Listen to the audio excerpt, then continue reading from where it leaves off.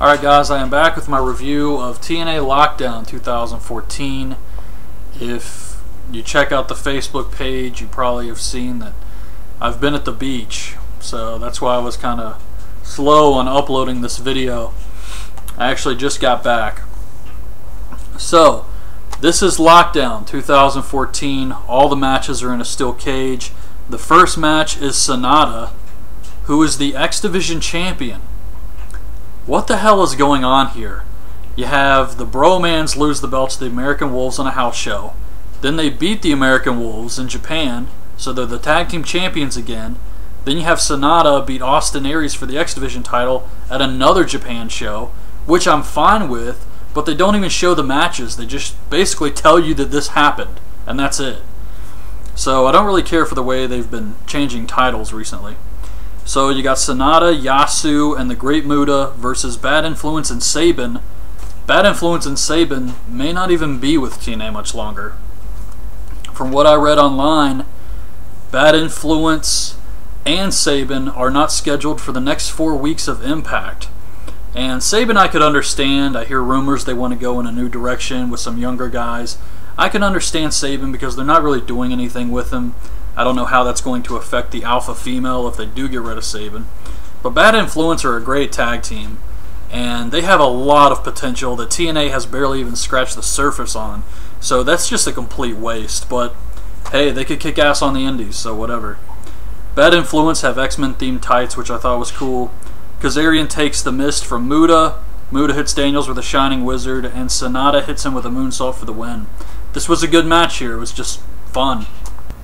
So Dixie Carter comes out to rile up the live crowd, and she says she has a plan to make sure her team wins tonight, and Jeff Hardy is not allowed in the building. Then it's Samuel Shaw versus Mr. Anderson in the Escape the Cage match, and Samuel Shaw comes out first, and he says if Christy Hemme doesn't come out here, he's going to end it all. And he climbs to the top of the cage and acts like he's going to jump off and kill himself. So Anderson interrupts his suicide attempt, and he tells him he needs to jump from at least 4 or 5 stories if he wants to kill himself properly. So he says, how about this? I'll beat you up and then drive you to a place where you can kill yourself. And I thought it was kind of messed up that this is a guy who has obvious psychological disorders, and then there's Samuel Shaw. But Anderson is basically encouraging this guy who's mentally disturbed to hurt himself. So anyways, they have the match. Christy Hemme comes out to watch. The ref takes a bump, and Anderson hits 2 mic checks on Shaw, puts his gum in his ear, and then he climbs out of the cage, but the ref is out. And while Anderson's out of the cage, Shaw pulls Christy Hemme in through the camera hole. So he's got her alone in the cage. And Christy Hemme is running around in these high-heeled shoes. And there's a video online. It's really funny. It's a model.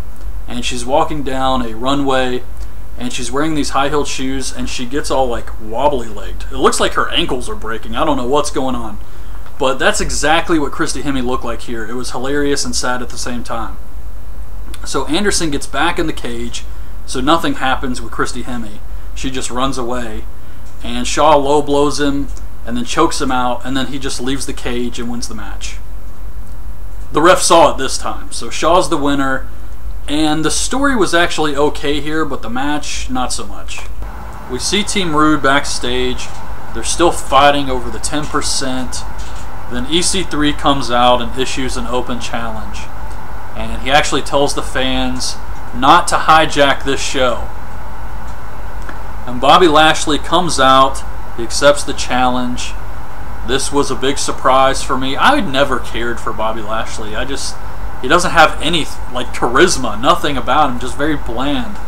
So I don't really care about Bobby Lashley. But he hits a running power slam and a spear on EC3. I guess they never really had a match or anything. The bell never rang. It was just EC3 issued an open challenge. Lashley said nothing. So he really just went out there and hurt the guy. He never officially accepted, but he did spear him, so I guess it's going to be EC3 feuding with Lashley going forward. Really doesn't interest me unless Lashley's there to put over EC3, which is what he should be doing. Then it's Manic versus Tigre Uno.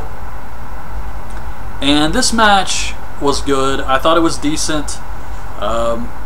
Definitely have something with Tigre Uno, especially if you saw the match on Impact with the Bromans versus Tigre Uno and Sanada. I think this guy could be something special. Manic, I don't really know if he has much of a future left with TNA, but Tigre Uno hits the Sabertooth Splash for the win. You know, something else about Tigre Uno. This guy seems to be way more adaptable to the American style of wrestling, and I'm just wondering why WWE didn't try to bring in someone like him instead of Sin Cara. But I also wonder if Sin Cara would be as bad in TNA. I mean, maybe it's just the styles of wrestling are completely different. I know WWE has its own distinct style, and I guess that's what held Sin Cara back. I really have no idea, but Sin Cara was terrible in WWE, and I'm just curious how he would fare in TNA. Anyways, it's Gunner versus James Storm, last man standing match. Storm comes out with new music. He's got a new look to him. He kind of reminds me of Kevin Sullivan now. But I enjoyed this match. It was just two guys going out there and trying to beat the hell out of each other, but it could have used blood. If there was one match on this show that needed blood, it was this one. So, Gunner goes for the flying headbutt. Storm throws a chair at his face, and then Gunner superplexes Storm through two standing chairs, and Gunner barely makes it up before the 10 count. So Gunner wins the match. Then it's Gail Kim versus Madison Rayne. Madison jumps off the top rope and spears Gail for the win. Match was okay. There was one funny spot though where Madison Rayne is doing that thing where she puts her legs over the girl's head and just bashes her face into the mat. But she did it holding on to the top of the cage, so it just looked like Gail was bashing her own head into the side of the cage. The world title match, Magnus versus Samoa Joe. This was a good match, but the finish was freaking terrible. You cannot justify this. I don't care how big of a fan you are of TNA. You cannot justify this finish. It was so lame. Everybody looks stupid here. So Joe hits the muscle buster and goes to choke out Magnus. And a hand reaches through the ring mat.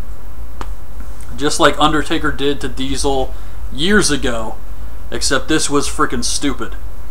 And he reaches up through the mat, and he grabs Joe, and he pulls him into this hole.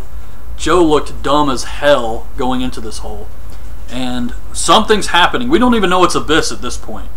But something's happening, and Magnus is just waiting. And then Joe comes out. So whoever is in this hole couldn't be too impressive. I mean, that's what you're thinking.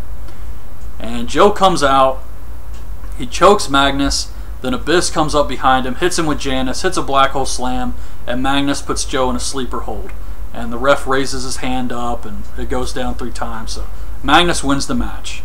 And there was a little bit of blood here, nothing crazy, but there was a little blood from both guys.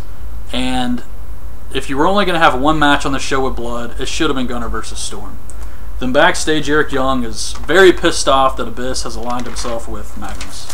So the main event is the Lethal Lockdown match. And this starts with Austin Aries and MVP doing some good wrestling.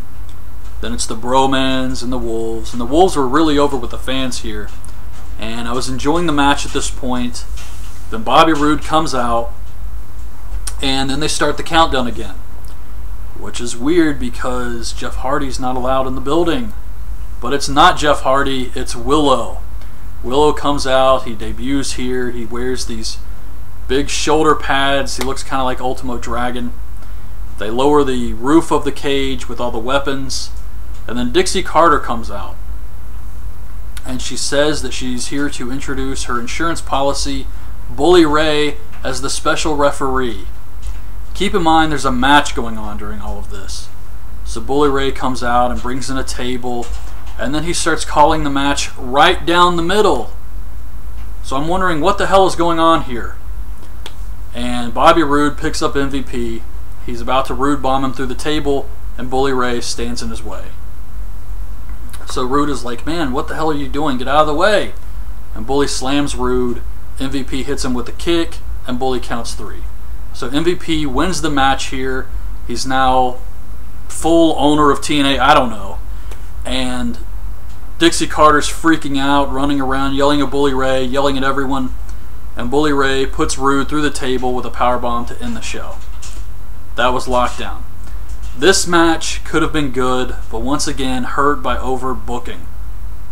Way too much unnecessary shit that made no sense going on here. Bully Ray, a guy who was recently, just like a month ago, running around trying to set people on fire, is now a babyface. What?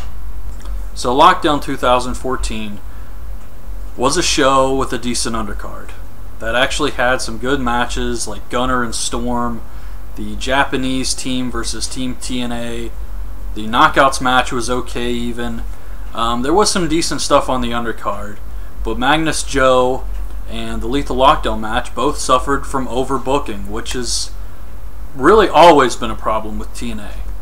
And it was just disappointing to see something that could have been a good show end like that, with the fans chanting bullshit for Magnus versus Joe, and then the Lockdown match with just way too much going on. They didn't need all of that. So, yeah, just another entry in the long trend of TNA having great talent who can go out there and put on great matches, and them just complicating everything for no reason at all. So that's my review of the show. I hope you guys liked the video. Leave your thoughts on the show in the comments, and thanks for watching.